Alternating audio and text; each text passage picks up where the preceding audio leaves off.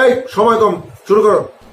থেকে ক্যামেরা ধরবেন না, পেছন থেকে কোশ্চেন করবেন না, সামনে আসুন। আজকের ভিডিওটি হলো ওইসব সাংবাদিকদের নিয়ে যারা পিছন দিক দিয়ে ভিডিও করতে বেশি ইচ্ছুক। বাইন মারছে। তো কথা কম কাজ বেশি। চলেন সেদিন কি হয়েছিল তা নিয়ে একটু কথা বলে আসি। বাবা, আপনি তো দেখি কবি হয়ে গেছে। তো সেদিন একটা ইন্টারভিউতে পরিমণি আপা আসছিল ইন্টারভিউ দিতে। সব সাংবাদিক সামনে ছিল, কিছু হলুদ সাংবাদিক পিছন দিক দিয়ে ভিডিও করছিল। আসলে এর কারণটা কি যথাযথভাবে আপনাদের সামনে আজকে ব্যাখ্যা করব।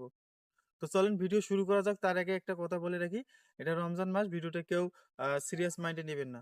থেকে ক্যামেরা ধরবেন না, পেছন থেকে কোশ্চেন করবেন না, সামনে আসুন। তো গাইজ, আপনারা ভিডিওটার মধ্যে কি দেখতে পেলেন?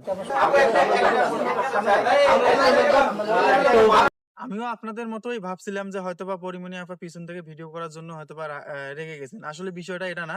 আপনাদের আসলে মেইন যে কারণটা, আসলে হলুদ সাংবাদিক বলার পেছনে মেইন কারণ হলো এটি।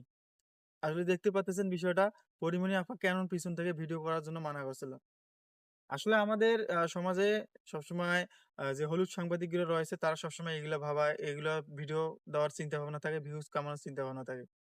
তো পরিমণি আপা রমজান মাস সবকিছু মেনটেন করার চেষ্টা করেছিল, কিন্তু কিছু সাংবাদিক তা বিষয়টা আলাদাভাবে দেখছে। তো আজকের ভিডিওটা এটাই তার মূল বিষয়টা তুলে ধরার জন্য ভিডিওটা করা হলো। সবাই ভিডিওটা সিরিয়াস নেবেন না।